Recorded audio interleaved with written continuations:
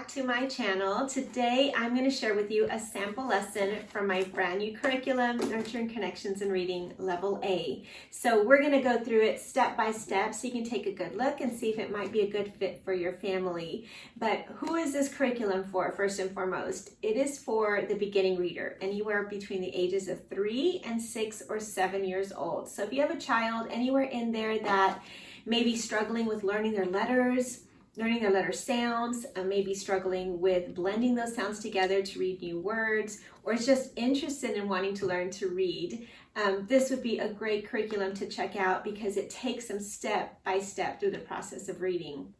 There's so much repetition in there, but there's so many different activities. There's hands-on activities. There's activities for the visual learner, for the auditory learner, for the kinesthetic learner. It's all integrated in there and connected in there so that it really helps them learn in a gentle and effective way. So I'm going to take you through it now, but I'd love for you to go check it out. If you are already a member of my site, just go to Member Freebies and click on the samples. You can actually download the teacher manual for free. It's already on there if you want to check it out and kind of get an overview along with some tips for helping a child who is struggling in any of these areas.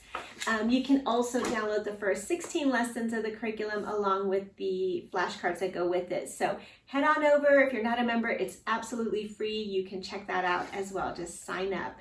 But let's go ahead and get started. So when everything is printed out, you have your teacher manual, you'll have a book list. And so the book list is curated. It has a variety of different characters from different parts of the world with clean, wholesome moral lessons.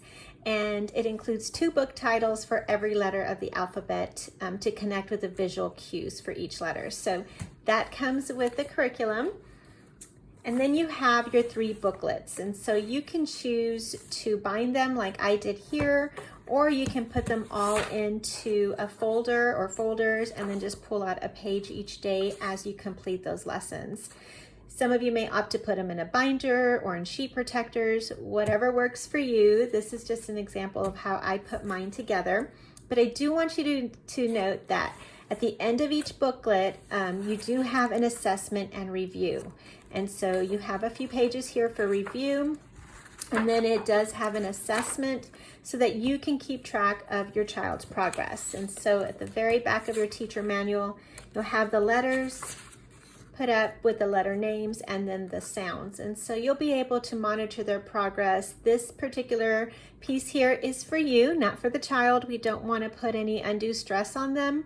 This is just for you to see their weaknesses or the areas that they're struggling with so that you can target those particular areas by either making additional copies of the curriculum, adding on little games, or supplementing as necessary so that they gain that confidence before moving on to the next booklet, because we don't want the child frustrated or overwhelmed. We want them to progress at their pace in a way that is positive and encouraging. After they've completed their assessments, and they have a little coloring page to celebrate their success and their hard work. So that's how I've organized these. You have the same thing in book 2 with the assessment. You also have some cumulative reviews here that you can laminate so the child can practice writing their letters, capitals and lowercase letters. And then at the very end of book 3, you also have a certificate so that you can put that in their portfolio. Now the curriculum also requires these flashcards, which I've laminated and cut. And so this is a big part of the curriculum. This is where the child will practice handwriting, will practice sounding out the letters as they're decoding and blending those sounds. So it's really, really helpful to cater to that kinesthetic sense, the auditory sense, and so forth, kind of mixing it all together so that it can really help their understanding and help them progress through the curriculum more effectively. So this is what it looks like. I'm going to go ahead and zoom in on just one particular lesson. Each of the letter introductory pages look very similar to this here. So you will just read through the directions and complete it with your child. So I'm going to zoom in here for just a bit. You'll see there it says Let's sing the alphabet song while pointing to each letter. And so that is in each booklet. So you'll turn to the very front here and you'll go ahead and sing the song as you point to each letter. Now I have another video with specific tips on teaching the alphabet and how to address the specific sounds. And so I encourage you to check that one out so that you can use that when you're singing the song with your child. After that, it says, this is the capital letter A. The letter A says ah, like in apple tree. There is an apple tree here to help you remember what it looks like. Watch as I write a capital letter A on the apple tree. And so you'll start at the dot and you will model writing the capital letter A on the apple tree. The lowercase a looks very different. To help us remember it, we can pretend that it looks like an apple that fell off the apple tree. Do you see the little golden apple? Let's practice writing the letter A with this apple. Put your finger on the gray dot, then trace around the apple, go up and back down. Now watch as I write it with a marker. And so then you'll go ahead and do that, and then you can have your child do it again if you find that helpful. Sometimes apples have an extra long stem and leaf that stays stuck on it like this one here. And you can kind of show them this one because a lot of times in reading the fonts will use the A like this. So you do want them to be able to recognize that as soon as possible. And so you'll say, can you point to it? Let's practice tracing and writing it with an extra long stem. And so once again, you can model it. And they can trace it with their finger. Now it says trace and color the large A's with your favorite crayons or markers. And so at this point they can color this or they can just trace it with a marker.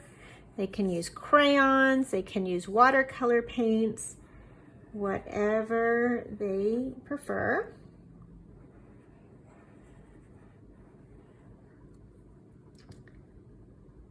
And then you'll review. What sound does the letter A make? Ah. Let's think of other things that start with ah. And then it says draw one or two pictures beside the A's. And so you'll say ah, ah, ah, and then your child will say something like ant. And then they can draw the ant, or you can choose to draw the ant if you'd like. So there's one.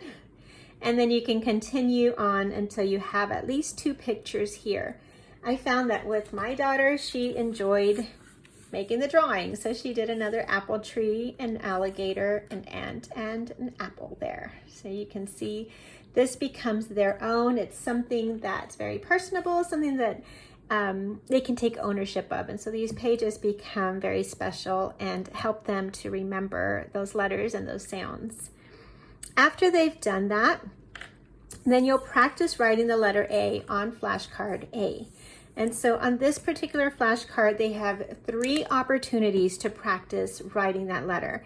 And so they will begin with the apple tree if you choose to do the visual cues first, and the apple, or they can trace first. And then when done with that, they can go ahead and do that in the boxes here.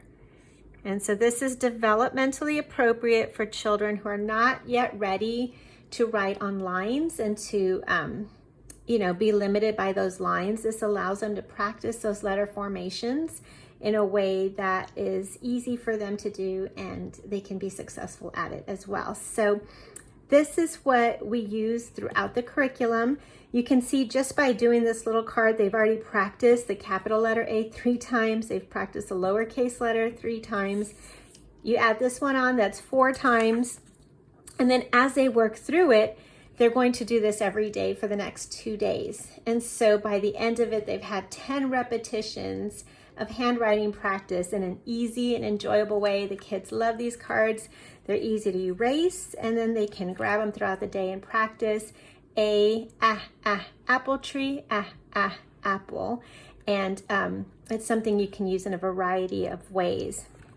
After they've completed this card, then I do have read here, Big Thoughts for Little People, A, and then search for objects to begin with A. So this particular book is highly recommended. It is optional. I do want to point that out. This is optional. It's not something that's necessary to complete the curriculum. You can go through the curriculum just fine, and your child will learn all their letters and sounds and practice handwriting and start decoding their words and their flashcards and everything else. But I did want to put this in there just in case you wanted that additional practice and a sweet little devotional that will be developmentally appropriate for your child as well. And so it begins with the letter. So once again, your child can trace that letter here with their finger.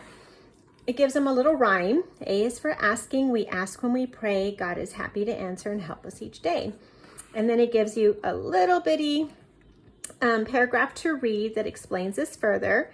It gives you 3 discussion questions. So I really like that because this starts giving them the opportunity to prepare for narrations. And so they're putting things in their own words or conversing with you about the specific topic.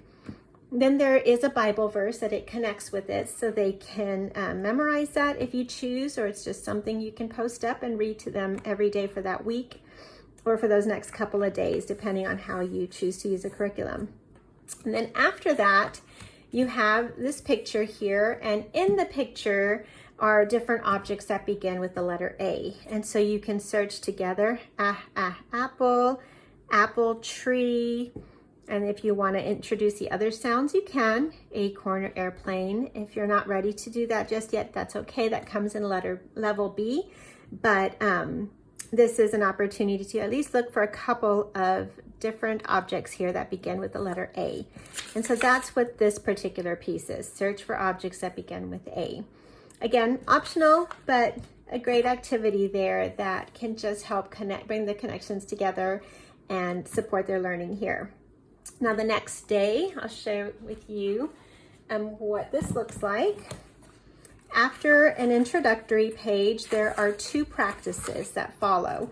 One is to review the letter. And so again, they're going to get that handwriting practice here as they're tracing.